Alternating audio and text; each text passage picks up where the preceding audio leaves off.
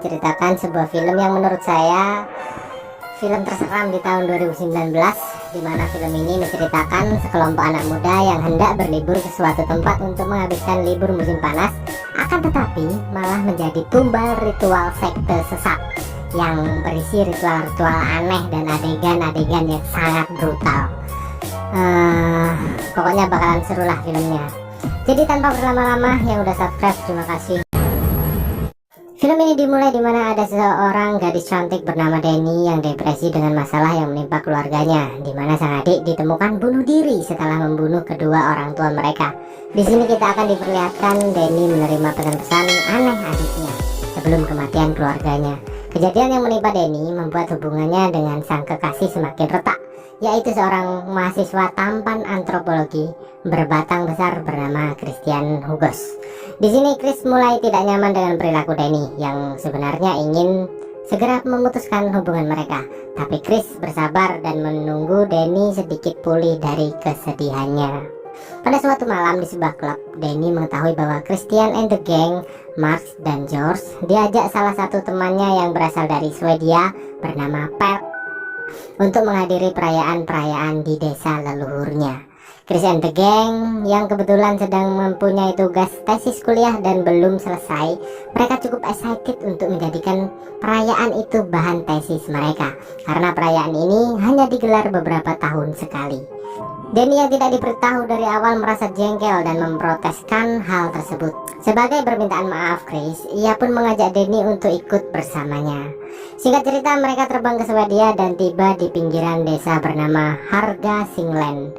Di sini mereka bertemu Simon dan Connie, pasangan dari Inggris yang diundang adik Pel bernama Imer. Imer pun menawarkan sisa dagangannya untuk hadiah pertemuan pertama mereka. Denny yang sedang terpuruk merasa tidak nafsu memakannya, namun karena gengsi ia pun nekat memakan tersebut. Mereka pun mulai berhalusinasi sembari ngobrol. Chris yang sudah mulai ngelantur tak sengaja membahas soal keluarga Denny. Mendengar hal itu, seketika kesedihan Denny kembali muncul. Ditambah melihat seolah-olah semua orang menertawakan keterpurukannya.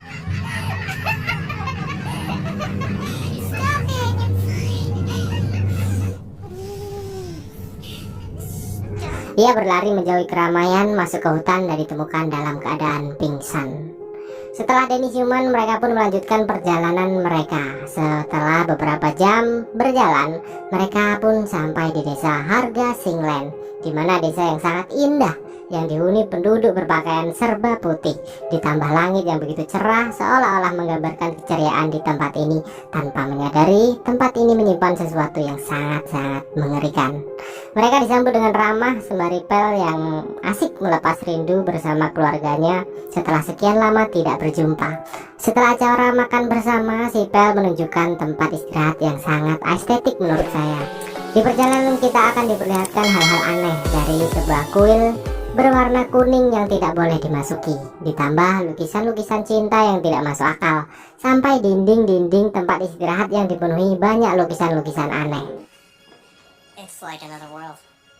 Sleep here? Yeah, all the younger ones until we turn 36. Child until you're 18 and that's spring, and then it's between 18 and 36 and that's summer, and that is fall. And then finally from 54. Saat hendak tidur, si Pel memberitahu bahwa akan diadakan acara besar yang bernama Anastupa. Apa itu bang? Tonton videonya sampai habis. Besokan harinya Anastupa pun dimulai. Setelah makan bersama, mereka diperlihatkan dengan pasangan sejoli yang ditandu ke atas bukit kapur. Sebelum acara Anastupa dimulai, mereka melakukan sebuah ritual dengan cara menyayat tangan lalu mengoleskan ke sebuah batu. Setelah ditandu ke atas tebing, bagaikan raja dan ratu, mereka pun menjatuhkan diri dari tebing satu persatu.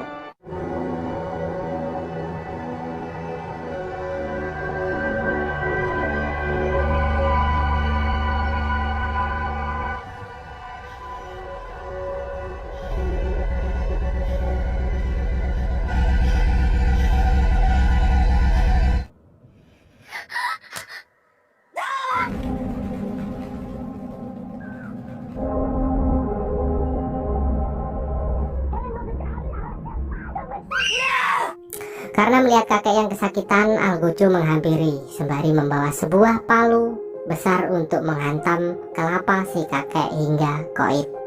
Di sini Chris dan kawan-kawan pun sangat shock melihatnya. Simon dan Connie ABG mager sangat ketakutan melihatnya. Mereka berniat segera meninggalkan desa tersebut. Namun salah satu warga menjelaskan bahwa kematian tersebut sangat lumrah terjadi di sini.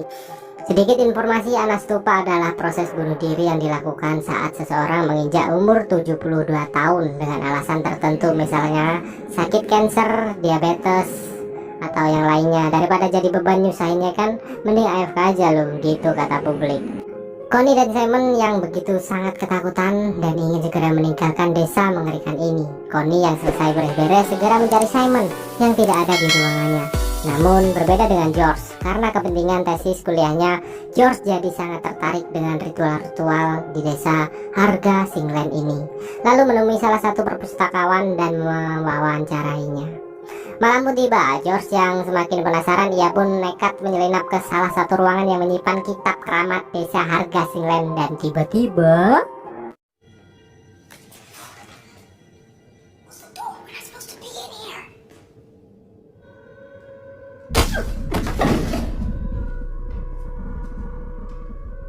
George dipukul seseorang yang menggunakan kulit wajah Marx. Di sini bisa disimpulkan Marx sudah tewas dikuliti oleh seseorang dari desa tersebut. Keesokan harinya Christian yang khawatir karena Marx dan George tidak kelihatan dari semalam, akhirnya pun mulai kebingungan. Sedangkan Danny, dia diajak untuk mengikuti lomba menari di desa tersebut, di mana pemenang dari lomba ini akan diangkat sebagai May Queen. May Queen adalah gelar terhormat dari desa tersebut. Diawali dengan minum hingga teler, akhirnya Danny berhasil bertahan dan memenangkan lomba tersebut.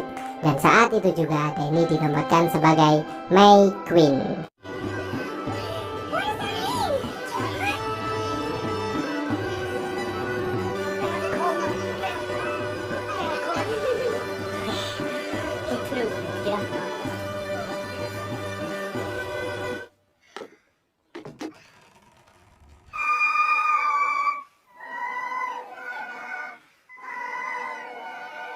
Kemenangan Danny pun dirayakan dengan makan bersama lalu pergi ke suatu tempat untuk menyajeni tumbuhan. Di sisi lain, Christian yang mendatangi bude cantik bernama Sif berniat untuk mencari informasi lebih detail mengenai desa Harga Singlen. Namun di tengah obrolan, tiba-tiba Chris ditawari untuk bersama gadis-gadis di desa tersebut. Chris laki-laki tampan berurat, ia disuruh menghirup obat kuat. Ia lalu memasuki ke suatu ruangan yang telah berisi belasan wanita tanpa fulana. Lalu dilanjutkan dengan gadis cantik yang tengah pasang kuda-kuda meminta ditunggangi. Dengan diiringi suara khas penduduk desa tersebut, terasa lebih nikmat, anjay. Danny yang pulang dari acaranya mendengar sesuatu. Ia penasaran lalu mengintipnya dari sela-sela lubang pintu. Danny sangat dibuat syok melihat kekasihnya lagi skidi babak bersama gadis lain. Ia lalu menangis melihat batang kesayangannya dinikmati belasan bencong.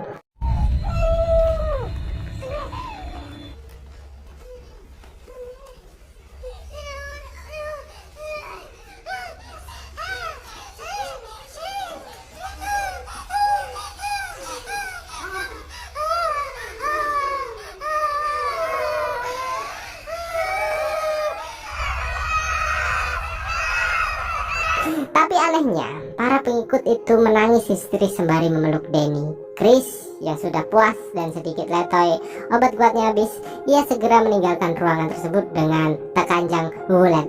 Dengan sedikit linglung, ia dikagetkan dengan adanya potongan kaki yang menancap di tanah. Chris yang ketakutan lalu lari ke sebuah kandang ayam yang ternyata telah berisi mayat Simon yang dibelah-belah seperti hewan kurban dan digantung di atas atap.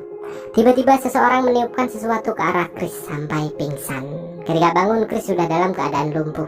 Scene berganti di mana akan diadakannya sebuah persembahan yang diharuskan mengorbankan 9 nyawa sebagai bahan ritualnya. Danny sebagai May Queen diberi wewenang untuk memilih korban ke-9.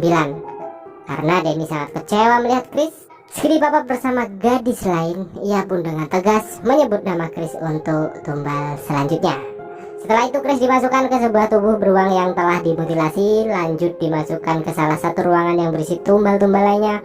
Lalu film diakhiri dengan adegan di mana ketua sekte membakar mereka hidup-hidup. Para tumbal pun menjerit kepanasan. Para warga bersorak-sorak aneh, entah gembira atau sedih, seolah-olah kepanasan. Lalu Danny menutup film dengan senyuman iblis, merasa puas, kekecewaannya terbalaskan.